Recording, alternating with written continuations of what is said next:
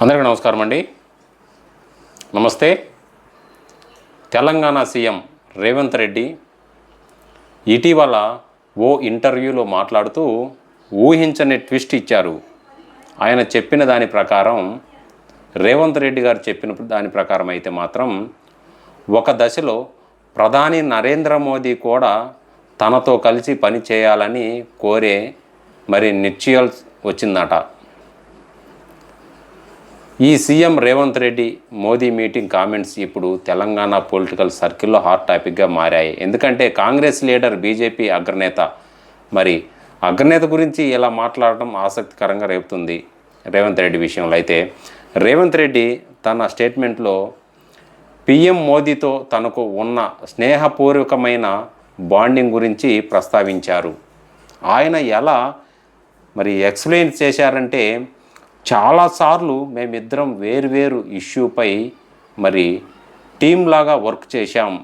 అయితే రీసెంట్గా ఒక మీటింగ్లో ప్రధాని డైరెక్ట్గా నన్ను కాంటాక్ట్ చేసి కలిసి సపోర్ట్ చేయమని అడిగారంట.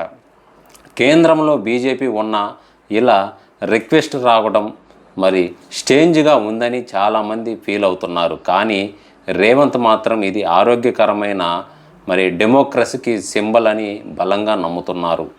తెలంగాణ పొలిటికల్లో ఈ కొత్త డెవలప్మెంట్ ఎఫెక్ట్ ఎలా ఉంటుందో అనేదే ఇప్పుడు పెద్ద క్వశ్చన్ మార్క్గా మారిందనమాట.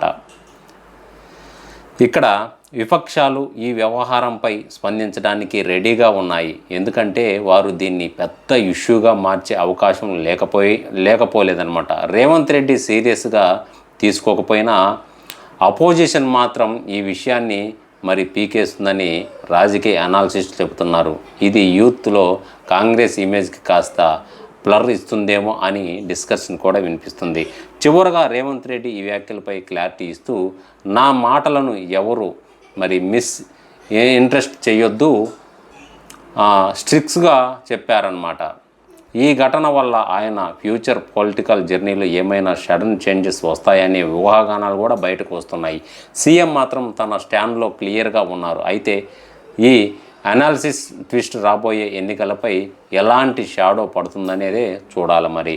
మరి నెటిజన్లు మాత్రం దీనిపై పెద్దగా చర్చనీయాంశం అయితే జరుపుతున్నారు. సో ఇదండి రేవంత్ రెడ్డి గారు సీక్రెట్ మీటింగ్లో Telangana CM Revanth Reddy shocking comment చేశారని చెప్పుకోవచ్చు.